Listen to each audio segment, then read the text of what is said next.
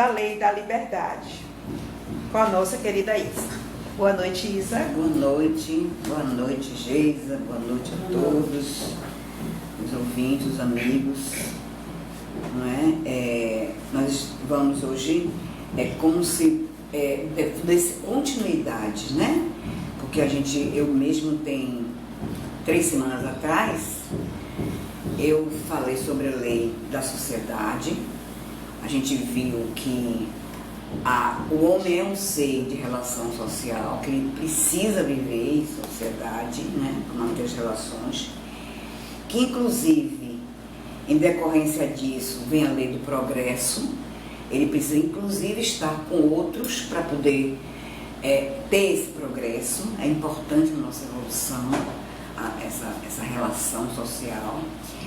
Depois, na outra semana, foi a Lina falou da lei de igualdade, porque a gente, para viver em sociedade, a gente precisa ter alguns princípios, né? E os nossos princípios são os princípios que estão dentro no Evangelho, né? Preconizado no Evangelho.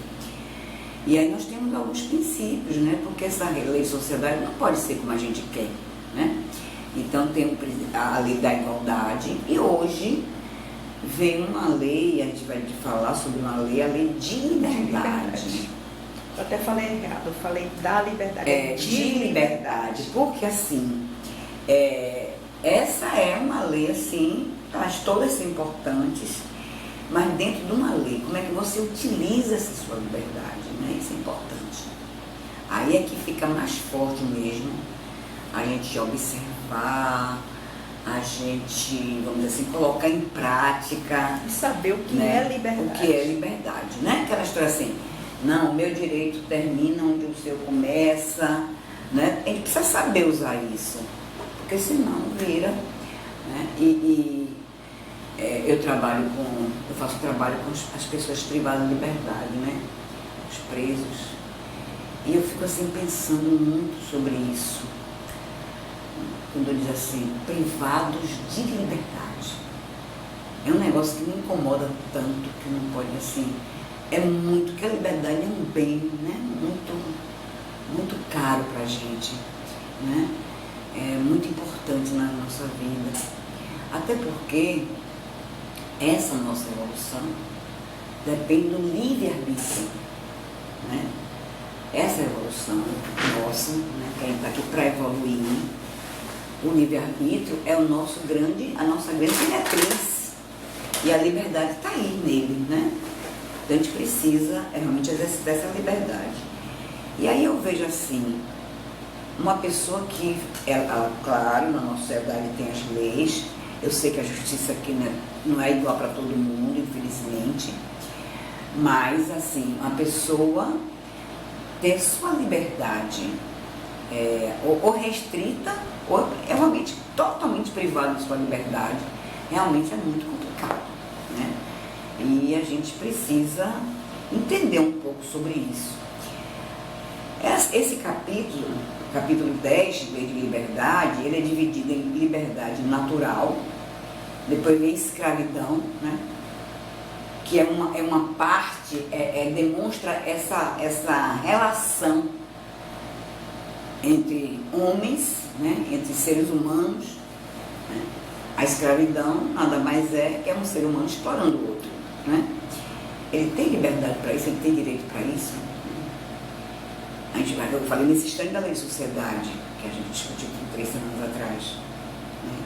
Que leva ao progresso. Mas nessa sociedade, né, a gente tem também uma coisa chamada escravidão. A liberdade de pensar, que aí já é mais aberto, né? Porque o pensar, a gente controla. Então eu tenho liberdade de pensar? Tenho. Né? Liberdade de consciência, livre-arbítrio, fatalidade, conhecimento do futuro e resumo teórico da motivação das ações do homem. Como é um capítulo grande, então eu tive que fazer uma seleção. Espero que eu tenha feito bem essa seleção, né? Por exemplo, eu não posso deixar de falar da questão do livre-arbítrio, a questão da escravidão. né? E também a história do resumo teórico da motivação das ações do homem. Que motivação é essa? Porque ela é um resumo dessas motivações. E aí, a depender do tempo, a gente vai, né, falando assim. A primeira parte, ele traz um conceito, né, de liberdade. A liberdade natural, né? E aí a primeira pergunta diz respeito ao seguinte: há posições no mundo em que o homem pode se vangloriar e desfrutar de liberdade absoluta? Não, porque todos necessitam uns dos outros, tanto os pequenos quanto os grandes. É o que eu falei antes. Tem a ver, isso faz referência à lei da sociedade, né? Então eu não tenho essa liberdade total, porque essa liberdade total minha pode prejudicar, pode incomodar ao outro. E como eu preciso do outro para conviver, para manter relação social, então eu não tenho essa liberdade absoluta, né? Só tem uma condição de liberdade absoluta. Diz assim, essa condição é de eremita no deserto. Você sozinho lá no deserto. Que aí, o que você fizer, né, a sua liberdade você usa, não tem ninguém por lá. Mas desde que haja dois homens juntos, há direitos a se respeitar. E nenhum deles tem mais a liberdade absoluta. Então o direito do outro é justamente, é quando termina a minha liberdade. Quando eu firo esse direito, já acabou. Aí já não tem mais conversa, né? Então eu preciso, aqui assim, as respostas, elas são muito assim, muito diretas mesmo. Tem dois, se eu estiver sozinho, eremita lá no deserto, tudo bem, você pode ter a liberdade absoluta. Mas se juntar mais um com você, acabou. Você já não tem mais essa condição de ter liberdade absoluta, né? Porque o outro também já precisa de ter seu espaço, ter seus direitos, seu espaço reservado, né? E assim, hoje em dia está vendo uma situação muito complicada em relação a esses direitos, né? A gente precisa, se a gente for observar, alguns direitos que nós tínhamos foram tirados, né? Sem muita discussão, sem muita coisa, então a gente precisa ver que também os políticos também não têm liberdade absoluta, né? Eles precisam também respeitar os direitos dos cidadãos, né? E aí, assim, essa primeira parte, como eu falei, né? E ele ainda vai adiante, diz assim: como conciliar as opiniões liberais de certos homens com a tirania que muitas vezes eles mesmos praticam no lar e com os seus subordinados? Tanto pode ser aquele no lar, né, que uma pessoa é tirana mesmo, ou então com os seus subordinados no trabalho, né? Eles têm a opinião liberal, pode até ser uma pessoa com uma opinião mais, né? Mas na hora do vamos ver, como diz o outro, é um tirano. Tem uma pergunta aqui, de respeito disso. Então ele diz assim: eles têm da lei natural só a compreensão, né? Porém contrabalançada pelo orgulho e egoísmo. Eles têm a compreensão da lei natural, que é uma lei natural, né? A lei de liberdade, né? Mas eles não têm, essa compreensão deles vamos dizer assim, é meio enviesada, né, pelo orgulho e pelo egoísmo. E aí todas as vezes que entram orgulho e egoísmo, a coisa tende a degringolar, né? Então, quando esses princípios não são uma comédia calculadamente representada, quer dizer, você representa, você é liberal da boca para fora, né? São totalmente democráticos, da boca para fora, mas na sua relação, ou com seus subordinados, ou na sua filha, né? Principalmente se você se for provedor ou único daquela família, que você se sente até dono das pessoas. A gente vê muito isso, né? Então, mas o homem, ele precisa ter essa noção de como deveria agir, né? Ele tem essa noção que ele compreende, mas não faz. Na hora da prática, não faz, né? E aí a outra pergunta é uma consequência dessa outra, dessa que eu estou falando agora. Como serão considerados na vida espiritual os que procederam assim neste mundo? A gente já sabe mais ou menos a resposta disso, né? Ele não respeitou a lei da liberdade. Ele tinha até a compreensão, ele tinha teoria, mas não tinha prática, né? Porque não é uma crença, ele não tinha convicção disso. Porque quando a pessoa tem convicção, a prática corresponde à teoria, no seu pensar. Né? Não tem essa história. Ah, não, eu sou a favor, mas quem vai revelar realmente se você acredita naquilo é a sua prática, é o seu dia a dia. Né? E a resposta é o seguinte: quanto mais inteligência tem um homem para compreender um princípio, menos é desculpável por não aplicá-lo a si mesmo. Não tem desculpa. Ele tem um nível de entendimento, né? Quanto mais ele tiver esse nível de entendimento, mais ele vai ser cobrado por isso. E aí não vai ter desculpa. Se eu entendo, por que eu não ajo desse jeito? Não é isso? Às vezes, assim, um homem simples, mas ele sincero, ele está mais avançado no caminho de Deus do que aquele que quer parecer o que não é. Que é terrível isso, né? A pessoa quer parecer o que não é. Chega a tal ponto que ele já não sabe mais nem quem é o verdadeiro e quem é o falso nele. Porque né? Vai amontoando as coisas, vai acontecendo, ele vai sendo a falsidade, né? Vamos dizer assim, ideológica dele, né? Ele não é aquilo, mas quer mostrar que é aquilo. Chega a um ponto que nem ele mais tem controle sobre ele. Ele vai chegar um tempo que ele não mais não sabe quem é ele, né? E aí disso pode decorrer, né? Nem sempre, mas pode decorrer a questão da escravidão. Aquele tirano que ele acabou de falar, né? Pode decorrer disso uma relação de escravidão em relação ao seu próximo. Há homens que são, por natureza, destinados a ser propriedade de outros homens. Não existe, né? Isso não existe. Toda sujeição absoluta de um homem ao outro é contrária à lei de Deus. É contrário. A pergunta que ele faz, né, se há homens que são, por natureza, destinados a ser propriedade. Não existe isso. Né? É contrário à lei de Deus. A escravidão é contrária à lei de Deus. A escravidão é um abuso da força e desaparecerá com o progresso, como desaparecerão pouco a pouco todos os abusos. Então, enquanto a gente tiver esse trabalho, essa questão do trabalho escravo, essa questão do tratamento, né, de um homem por outro, como se fosse propriedade, né, um sendo propriedade do outro, isso demonstra que o progresso ainda está muito longe, né? Porque a gente ainda está no caminho, né, muito longe ainda desse nível, né, de evolução maior, né? E aí vem uma pergunta, né, que Kardec, eu acho assim que ele pergunta, geralmente é uma coisa planejada mesmo, né?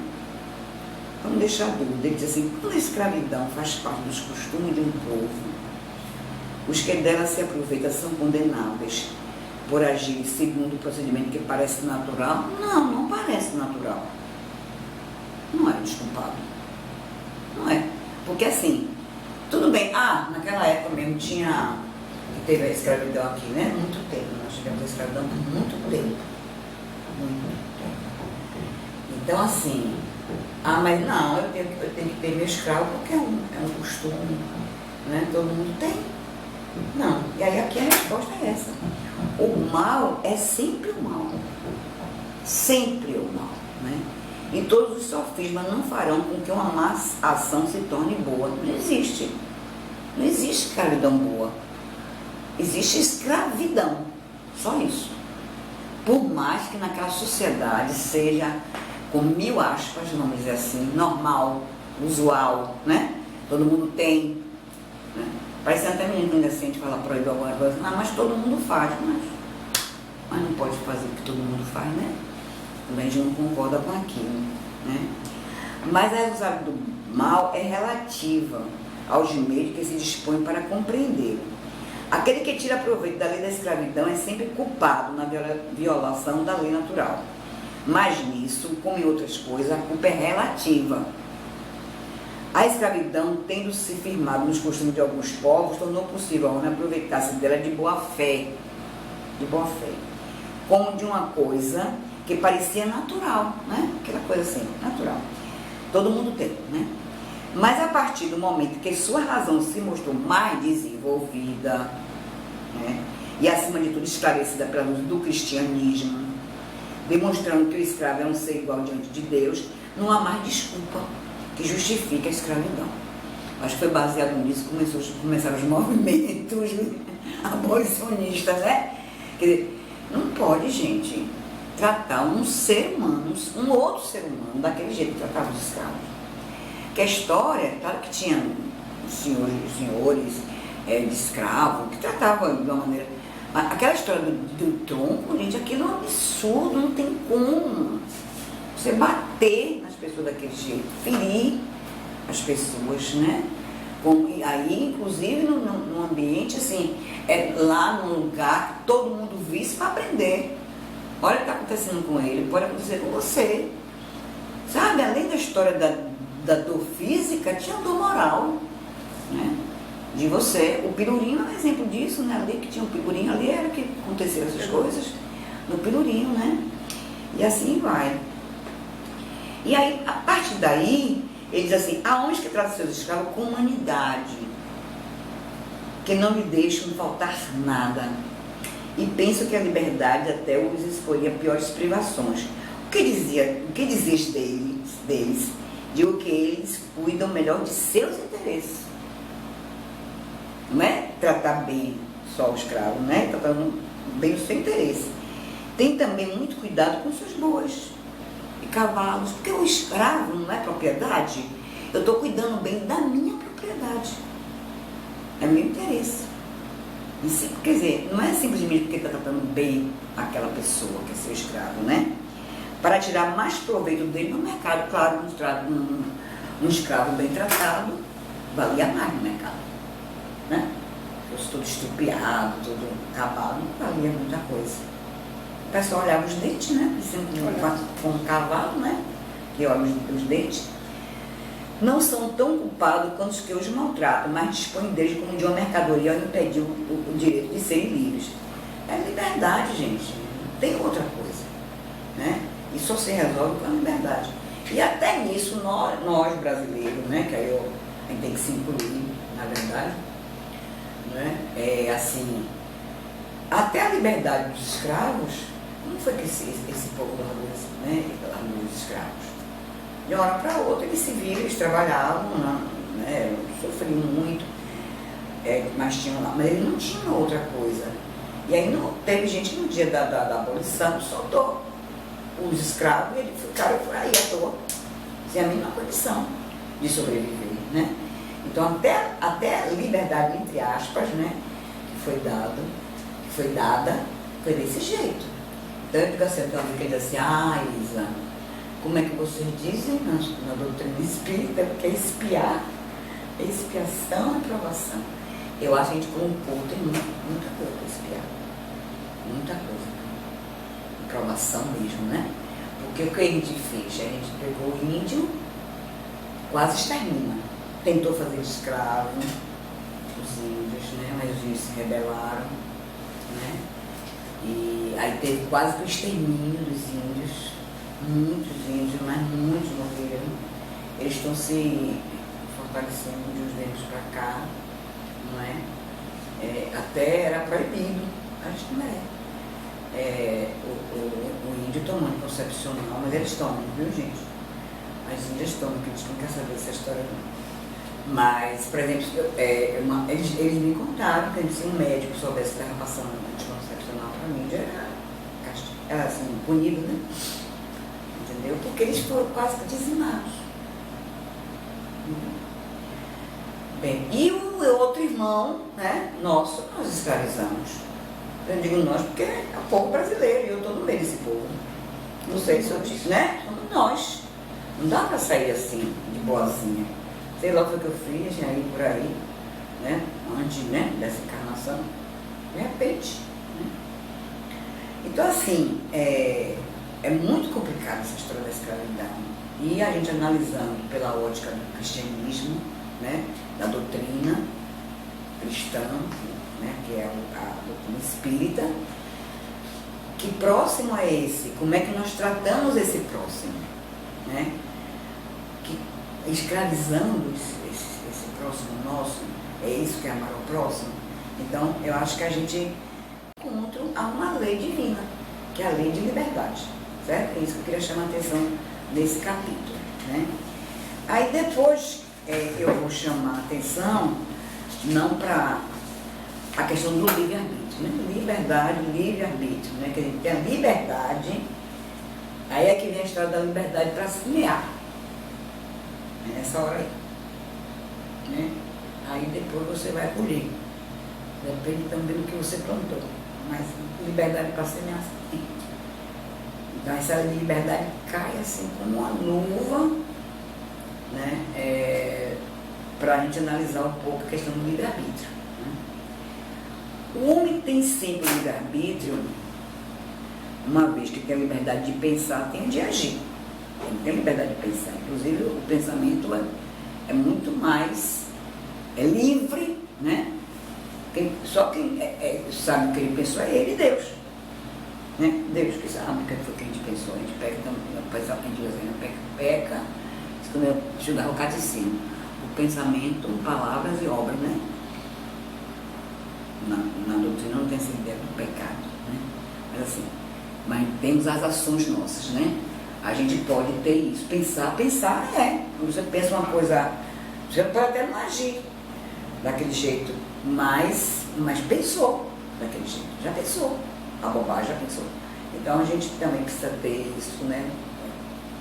Controlar nossos pensamentos, não é isso? Palavras e obras e ação. Então, assim, se ele tem a liberdade de pensar, tem a de agir. E sem o livre-arbítrio, o homem seria como uma máquina, né?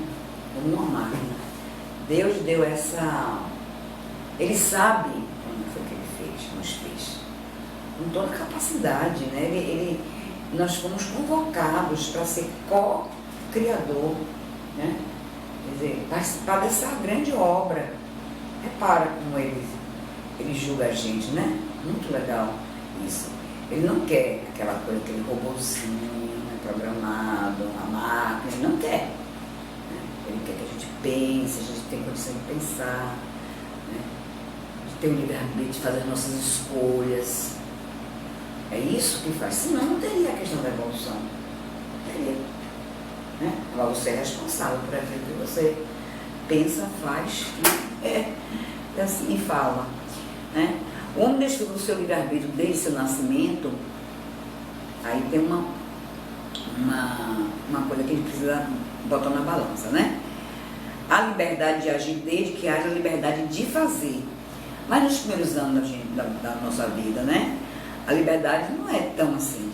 É quase nula, né? Porque a gente é dirigido, a gente é controlado por conta do nosso tamanho mesmo, ainda nosso nível de desenvolvimento físico, mental, intelectual, né? Pelos nossos pais ou aquelas pessoas que cuidam da gente. Então é quase nula, chega a dizer que é quase nula. Ela vai evoluindo e seus objetivos mudam de acordo com o desenvolvimento das faculdades. Porque a gente nasce, né, e vai desenvolvendo as nossas faculdades. A criança, tendo pensamentos relacionados com a necessidade de sua idade, aplica seu livre-arbítrio às escolhas de que eles são necessárias. Quer dizer, o livre-arbítrio dele é como se fosse assim, também vai desenvolvendo. À medida que eles vão tendo condições de desenvolver nas faculdades, aí eles têm mais liberdade também de ter o livre-arbítrio, né? As predisposições instintivas que o homem traz ao nascer não são obstáculo ao exercício do livre-arbítrio, porque a gente traz, né?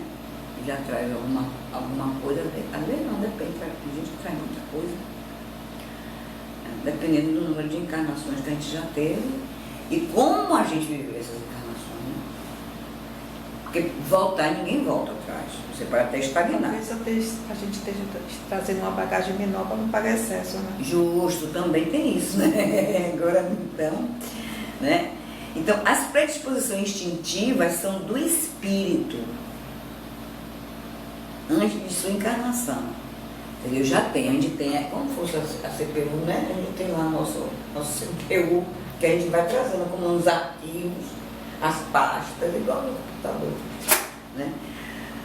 Conforme é mais ou menos adiantado, podem levá-lo a praticar atos condenáveis, Não sei como é que é, né? A gente não sabe como é a CPI do outro, por exemplo, né?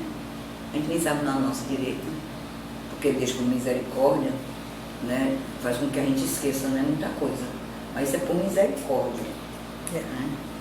E ele será auxiliado nisso pelos espíritos, com essas mesmas tendências.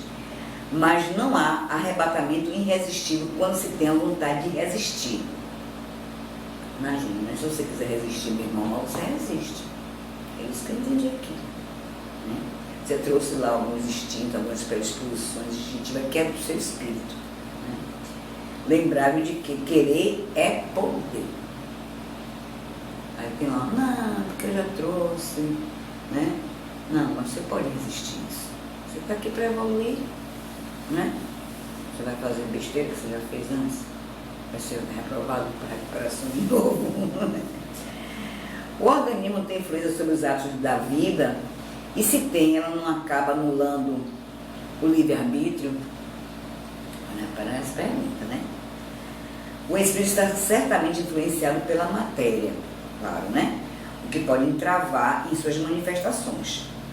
Porque, eu não sei se, né, se eu deixei claro, a pergunta é que se o organismo tem influência sobre os atos da sua vida, da vida, né? E se tem, ele não acaba anulando o livre-arbítrio? Essa palavra anulando é que ficou um pouquinho forte, né? Mas bora lá ver a resposta. Eis porque, nos mundos onde os corpos são menos materiais, as faculdades se desenvolvem com mais liberdade.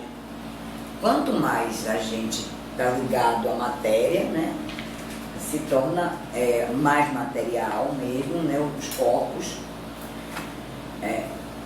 as faculdades se desenvolvem com menos liberdade. Se for menos material, aí tem mais liberdade, né, as faculdades.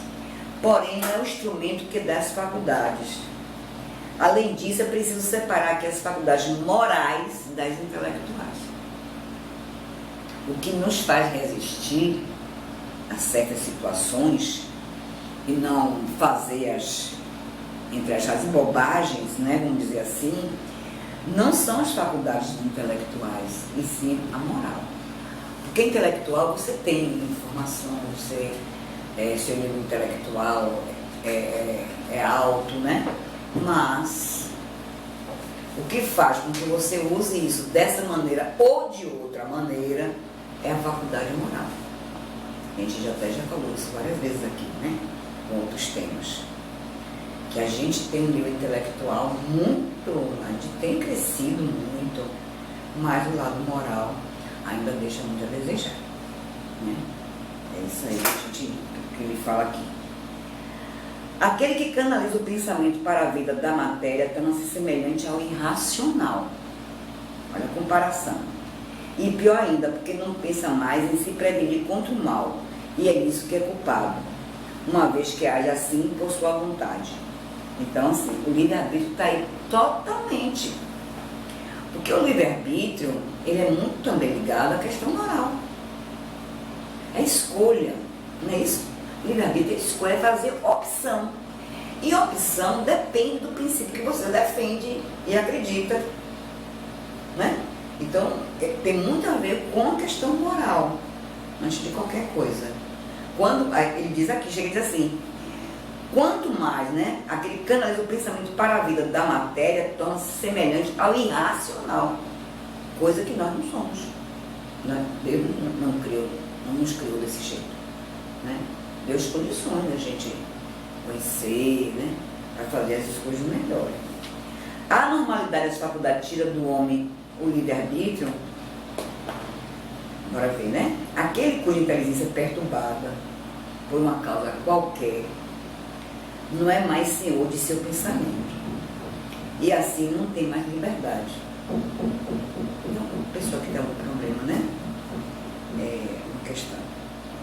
Essa normalidade é muitas vezes uma punição para o espírito, que numa outra encarnação pode ter sido fútil e orgulhoso e ter seu mau uso de suas faculdades. Ele pode renascer no corpo de um deficiente mental, mas é o corpo deficiente, o espírito não é deficiente. Então, como a gente observa aqui, Ele diz assim, é uma punição para o espírito. Quer dizer, o espírito percebe, o espírito vivencia, o espírito está ali, né, observando aquilo ali. Quer dizer, é uma punição para ele. Né? Punição para ele. Porque a questão do... Uma pessoa deficiente, claro, né, um deficiente mental, tem suas limitações. O livre-arbítrio dele é também limitado. Sempre tem deficiência, né, nessa área. Então, mas aí é uma punição para o espírito, né? Ele diz assim, ele pode renascer no corpo de um deficiente mental como um escravizador do corpo de um escravo e o mal rico de um mendigo. Quer dizer, você foi como chama, escravizador, né? Num corpo de um escravo, para ver o que o outro passou, né? E ele agradeça essa oportunidade, né? Porque a depender de como ele reagir, né? E um rico no de um mendigo. Vem no corpo de um mendigo e o espírito está lá, é uma punição para ele, ao espírito, né? E aí nesse caso a normalidade das faculdades pode diminuir, né? Diminuir, não diria tirar, diminuir muito a questão da liberdade, né? O livre-arbítrio, né? Os desatinos das faculdades intelectuais causados pela embriaguez, desculpa para atos condenáveis, né? Você, a pessoa bêbada, está embriagada, né? E aí? A resposta é a seguinte, não, porque o bêbado voluntariamente se privou de sua razão, quer dizer, eu bebi porque eu quis, não é igual ao doente mental, né? O deficiente mental. Não, eu tive a opção, eu fiz a escolha de beber até ficar bêbado. Então, a faculdade intelectual foi uma escolha minha. A faculdade intelectual que vamos dizer assim, eu posso perder, né? E fazer um ato condenável, eu escolhi isso, na hora que eu escolhi beber sem controle.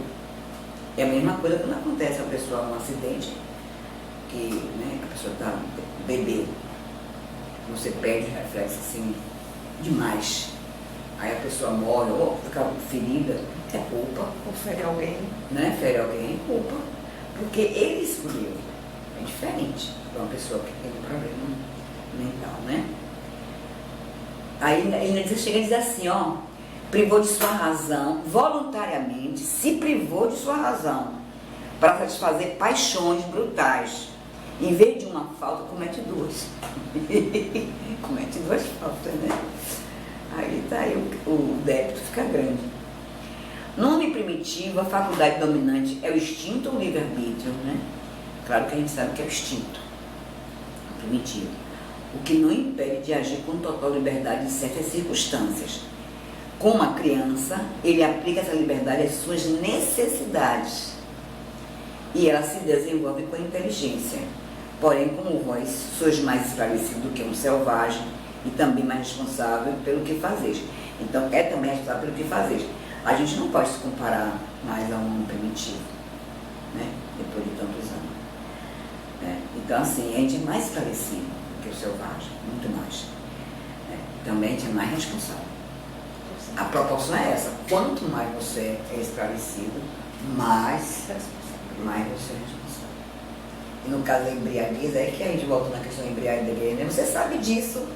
Aí você vai lá e fica, né, com um torpor, né, quando dá sua faculdade mental, porque você bebeu, mas com a opção de beber. Né? Uma opção sua. Aí são dois erros. E assim, gente, falta quanto tempo?